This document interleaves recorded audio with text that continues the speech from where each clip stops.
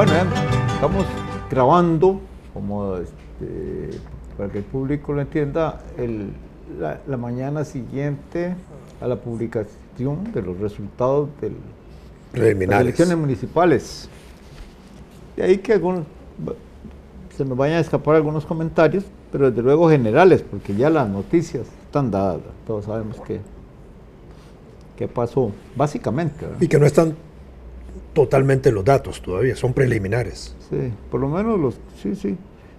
Ahí, lo primero que se me ocurre a mí comentar, pero ya también debe haber sido hecho notar por muchos medios, es que el abstencionismo fue enorme. Según estimaciones, creo que oscila entre el 65 y el 70%. Ya veremos al final. Lo cual indica pues que los datos que se deriven de esos resultados deben ser tomados con un grano de sal, porque por ahí ha habido triunfalistas. Por ejemplo, el presidente del Partido de Liberación Nacional, José María Figueres, yo creo que le hace falta un curso de aritmética para que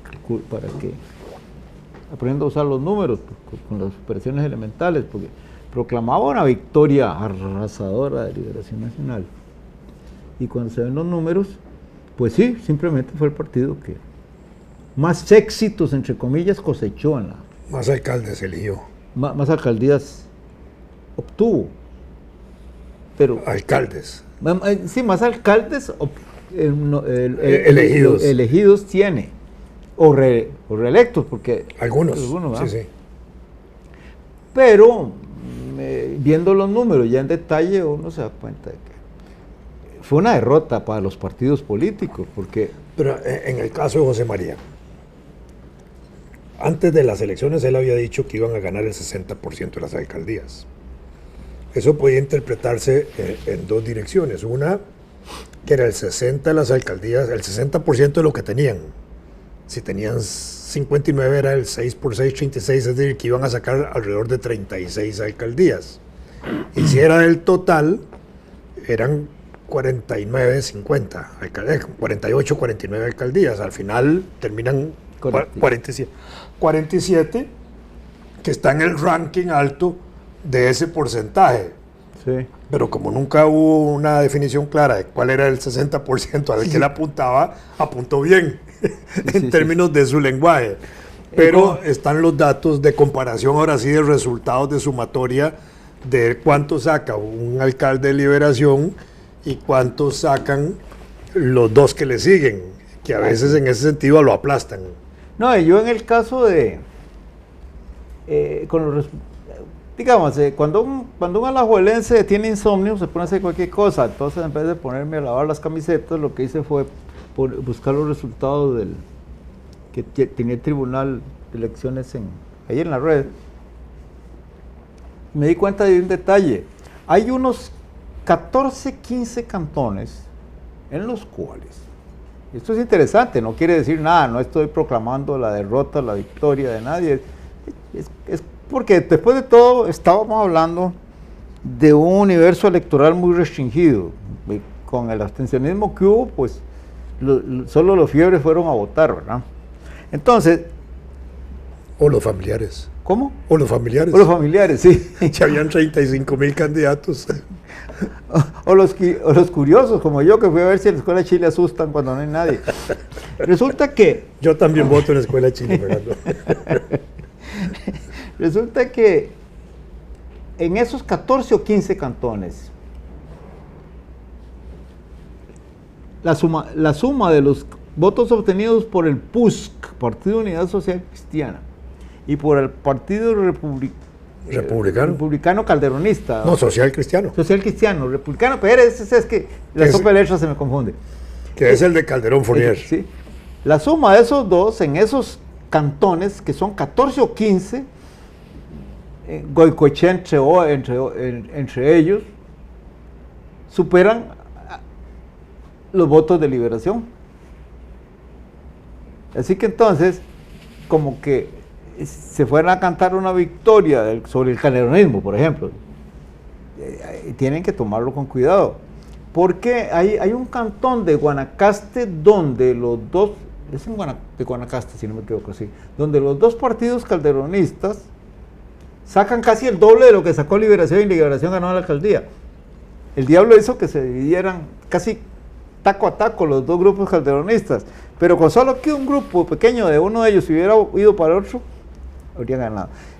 Esto es un juego puramente aritmético, claro, pero hay que ponerle cuidado porque cuando uno oye a José María Figueres decir, estamos, hay una manera campesina de decir ¿cómo es? Ya se me olvidó, felices por el resultado. Se ve que los asesores estaban borrachos o que él simplemente quería hacer la impresión de que estaban felices porque había sido una derrota neta. Ahora, hay cosas interesantes. De ese partido nuevo que sacó. ¿Cuál? Gente joven. Gente joven que sacó 4 alcaldías. Casi alcanzar. Muy interesante. ¿Verdad que sí? Yo creo que es la sorpresa. Porque, digamos, que la Unidad Social Cristiana haya aumentado está bien, demuestra la presencia de 8 diputados activos que se hacen sentir y de alguna manera la presencia de tal vez del mismo Rodolfo Pisa y algo que están ahí trabajando nacionalmente y han hecho sentir su presencia. Pero este otro partido, gente nueva o nueva generación, nueva generación, es un partido que se las trae porque está sacando casi 4 alcaldías ya confirmadas en el país. Tiene 3 confirmadas y una en posibilidad más. Y es un partido que no tuvo un resultado muy favorable en las elecciones de febrero del 2014, pero cuyo candidato a la presidencia se veía fresco, inteligente, con buen discurso, con buen manejo de la realidad nacional que le tocaba explicar. Y incluso quedaba la sensación, yo tuve esa experiencia porque me tocó estar una vez en un programa en donde él estaba, yo no estaba participando, pero lo oí, y me impresionó también que yo le dije, usted va a llegar largo en este país, ¿verdad? Si sigue así. Después desapareció del escenario, yo dije, este carajo se perdió. Y ahora está resurgiendo con estos partidos y con gente también que, como él, están refrescando, digamos, cantonalmente el país. Ahora, este es un partido nacional, pero que tiene expresión ahorita cantonal. Sí. El otro día en ese hablábamos de lo importante que era eso, que en unas elecciones municipales hubiera una apertura de carácter nacional, pero de gente nueva. Sí, yo no tenía ni siquiera la idea de que existía el partido, te lo juro. Es decir, se me había olvidado. No es que no tenía idea. Y cuando empecé a ver los resultados, sí, me sorprendió. Hay datos, digamos, que la gente, digamos, se manejan, digamos, hasta por analistas en la comparación, y hasta el mismo tribunal ha caído una trampa de comparar este proceso electoral con el 2010, y son procesos diferentes totalmente, porque en el 2010, cuando se eligieron los últimos alcaldes, esos alcaldes se eligieron separados de los consejos municipales y de los consejos distritales, porque el consejo municipal y el consejo distrital se elegían con los diputados y el presidente en febrero, y el alcalde en diciembre. De manera que eran 2 procesos separados, y esos 2 procesos separados tienen distinto porcentual de abstencionismo también, porque el de la nacional tiene un 32% de abstencionismo y el otro tiene un 72%. De manera que a la hora de comparar aquello con esto, no se puede hacer tan mecánicamente, porque entonces habría que hacer la diferencia igual de cuántos votos se hacen para regidores y síndicos y cuántos para alcaldes, porque son también urnas separadas, y eso se puede hacer para ver si hay más votos para síndicos y regidores que para alcaldes, y entonces hacer una comparación equivalente en esa dirección. Es parte de la aritmética que le falta a nuestros amigos. Yo no había pensado en eso, porque, claro, ahora me pongo a pensar, en las elecciones del 2014, uno llegaba a la Escuela Chile, pasaba y le daban una papeleta de diputados, una de presidente de diputados y otra de regidores. Y entonces, casi que, creo que en la mayor parte de los casos automáticamente el porcentaje mayor votaba por las 3 iguales. Sí, se chorrea. O de algún modo no representaban una elección, una decisión cantonalmente inspirada. Así en absoluto. Entonces, es presidencialmente inspirada, sí, ese jala todo. En ese sentido, tal vez se equivocaron quienes pensaron que iba a haber una mayor participación, porque la mayor participación que puede haber en la elección de regidores es la que había antes. Sí, claro. Era igual a la presidente. Sí, ahí hay una trampa. No, yo mismo caí en esa trampa, porque cuando alguien me preguntaba en este proceso que acaba de pasar sobre eso, yo también pensé que iba a aumentar mucho el número de votantes, porque a escala ahora sí cantonal, suponiendo que cada cantón era una pequeña república, el alcalde iba a jugar el papel del presidente que jalaba como la locomotora todo el tren. Aquí pareciera que no es así, porque también hay algo interesante en esa aritmética que no hemos analizado más finamente, que la vamos a analizar seguramente en programas posteriores cuando tengamos ya más ampliamente los resultados de este proceso. Y es que efectivamente, en el caso de Liberación gana 47 alcaldías, pero no gana las mismas. Bueno. Pierde unas y gana otras. La Unidad tiene un movimiento parecido. Obviamente gana más alcaldías porque suma más alcaldías, pero también tiene un movimiento de alcaldes. Pierde unos y gana otros. El PAC, que mantiene 6, ¿verdad? También hubo un cambio entre ellos. Perdió unas y ganó otras. Entonces, esto me parece que es muy interesante para hacerlo hasta desde el punto de vista comparativo con el 2014, si uno ya pudiera ver el movimiento ahora sí de electores en aquella ocasión y el de esto, para ver si sacan más o menos los mismos porcentajes por cantón y cuánto pierden en los cantones que habían ganado, cuánto ganan en los que ganan ahora, etcétera, porque yo creo que esa aritmética también tiene que jugar hasta en cálculos para el 18, porque esta elección de ahora es como borrón y cuenta nueva. A partir de ahora sí empieza a medirse el futuro de los procesos de elecciones de alcaldes y sí, regidores. Es a partir de ahora que la de 2022 se compara con esta, ya no se va a comparar con el 2010. Esta es un híbrido. Sí. Es como una cosa ahí media extraña y rara que juega en esa dirección para hacer la comparación. Sí, es como si hubiera habido una reforma constitucional que cambia las reglas de juego y no se puede, lo de atrás no cuenta, ¿verdad? Exactamente. Mira, sí, es cierto, ese punto es importantísimo, ¿verdad? Ahora, lo que ahora tienen que pensar los que quedaron en... Bueno, hay dos casos que es interesante recordar, que son como... no folclóricos, tiene mucho colorido, el de San José y el de Limón.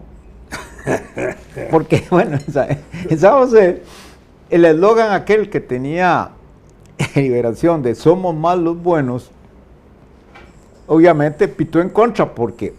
Son menos. No, el problema es que... O son menos los buenos que estaban con el que supuestamente era el mayor bueno. Claro, o que la gente no creyó que los buenos fueron los buenos. Por eso. Sí, exactamente. Y ahí sí arrastró bastante, porque entiendo que, según los números, el partido, el de la Torrecita, de Alianza por San José. Alianza por San José, saca 5 regidores. Me pareció ver... no sé el número de regidores, pero sí sacó, creo que un 40 y pico % de votación, que es muy alto. Muy alto. Sí, sí. Ahí no hay manera de poner en duda el resultado. Por supuesto, es un resultado que no dice mucho en otros sentidos, porque el abstencionismo fue mucho. Y el otro candidato de San José que decía que estaba harto de Johnny... Debe estar con dolor de estómago. Se está haciendo el harakiri. Debe estar con dolor de estómago, entonces. Sí, claro. Porque además, en el caso de Johnny, indudablemente que Johnny era un candidato que personalmente era el más fuerte de todos. Eso nadie lo puede negar. 20 y pico de años de estar ahí en la alcaldía lo hacía tener una presencia inevitable, ¿verdad? Para bien o para mal. Pero si a eso se agregaba que todos los candidatos y de los partidos teóricamente más fuertes, Liberación y la Unidad, tenían sus baterías contra Johnny, es decir, lo que estaban haciendo era echándole aire constantemente para que él siguiera elevándose. Eran demasiado buenos tirándole al malo, ¿ah? Y al final y ahí se los engulló a todos, claro. Y el de Limón es gracioso porque finalmente fue tan denostado de las filas de Liberación Nacional que parecía que había una maquinaria que lo aplastaría por esa razón y resultó. Yo no me he dado cuenta y me lo hiciste ver que sacó más votos ahora que en la También elevó la votación. Ahora no sé si eso va a obligarlo a tener una silla más. No solo como regidores, sino físicamente, porque se engordó en votos. Engordó el voto. Engordó en votos. Que a mí fue muy injusto el ataque que le hicieron porque en unos viajes que hizo al extranjero viajaba en primera. Es muy feo, es mucha mezquindad porque no había otra salida. No, pero digamos, Fernando y yo que hemos viajado, que tenemos la experiencia de viajar, y sabemos que una persona de cierto quilaje, ¿verdad?, no puede viajar en clase económica, o tiene que adquirir 2 asientos, y comprar 2 asientos en clase económica es más caro que comprar uno de primera donde sí cabe. Bueno, yo de jovencillo tuve la experiencia pues, de movimiento estudiantil, estaba trabajando en una oficina de movimiento estudiantil en Holanda, y de pronto un día el presidente de esa organización iba a llegar, y era el presidente de la Unión de Estudiantes del Reino Unido. Se llamaba Albert, yo no me acuerdo el apellido. Y entonces el ecónomo de la organización, que era escocés, se quejó de que era muy caro el pasaje de Albert. Y le preguntamos por qué, dice, ya verán. Y claro, Albert era tan voluminoso que le tuvieron que comprar 2 asientos en el vuelo de Londres a Ámsterdam. Y cuando fuimos a cenar con él, en el restaurante, le tuvieron que poner 2 sillas. Y eso no hay nada de reírse, simplemente así era. Entonces, claro, cuando soltaron esa andanada contra este señor de Limón, a mí me parecía una salvajada. Pero bueno, ¿qué se va a hacer? La gente piensa. Ya sabemos cómo, cuando quiere. Ahora es interesante, Fernando, que en este proceso electoral florecieron, digamos, retoñaron ahí nuevos partidos cantonales. Sí. Creo que entramos a un periodo en que tal vez el cantonalismo empieza a jugar algún significado, porque si antes habían 2 partidos cantonales importantes, la Junta y Curriabat, que se reeligen, ahora hay como 7 u 8 partidos cantonales que tienen ya emergencia con alcaldías y con más regidores, y yo pienso que esto le va a dar algún significado a los cantones, sobre todo si uno pudiera apreciar y percibir que así va a ser, de que esa labor de los nuevos alcaldes puede proyectarse a la comunidad positivamente, como tal vez lo han hecho Curriabat y Junta, que tienen 3 periodos o 4 de estarse reeligiendo continuamente. Sí. Ahora, esta nueva perspectiva, si es así, va a poner en una nueva dimensión, me parece a mí, el régimen municipal del país y cantonal. Y sí, empecemos a revivir eso. Algo hablábamos antes de entrar al programa, de cómo a veces los alcaldes descuidan o desatienden la importancia del lugar donde están y de las instituciones que tienen dentro de sus alcaldías. Por ejemplo, en el caso de San Pedro, que están la Universidad de Costa Rica en primer lugar, y en segundo las otras universidades que hoy pueden constituir un eje extraordinario de actividades que la alcaldía de San Pedro perfecamente puede potenciar.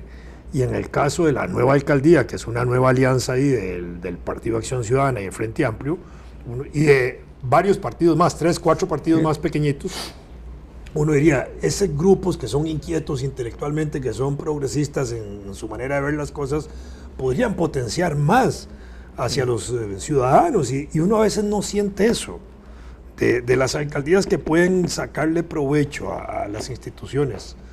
Sí, hay una vieja historia, pero que ya se perdió en la memoria universitaria.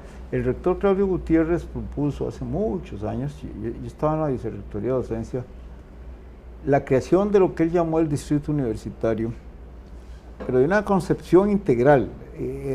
Se definía un área geográfica, una especie de estatuto para ese distrito que no tenía que ver con las cuestiones electorales, pero sí marcaba ciertos lineamientos en la forma de desarrollo.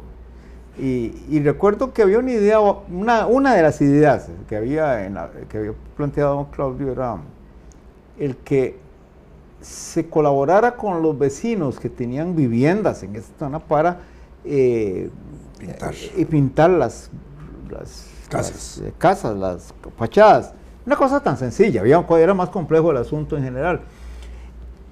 Y bueno, llegó a nada porque la municipalidad, yo contaba que el líder liberacionista municipal del momento era un representante del gremio de los dueños de bares de Montedioca, entonces, obviamente. Pero entonces el asunto es que se perdió esa idea, pero sí, mucho tiempo después fue puesta en práctica, no sé por iniciativa de quién, en Barrio Luján, en la parte más abajo de Barrio Luján, zona Dos Pinos por ahí, y quedó muy lindo. Pintaron todas las casas en una zona bien grande y era simpático, se sentía bien uno pasando por ahí. Así que debería volverse a eso, porque hay que imaginarse a Montes de Oca con un parque central grandote, sangandongo, que incluye todos los campus universitarios, sí, claro, que son varios. Al estilo de como son las ciudades universitarias en algunos países europeos y en Estados Unidos, donde la ciudad universitaria está metida en la ciudad y uno pasa y de pronto encuentra parques y el edificio tal de la universidad y ahí está. Sí, sí. Y no siente uno el límite entre la universidad y la ciudad. Me dicen que hay que aterrizar en la calle de la Amargura.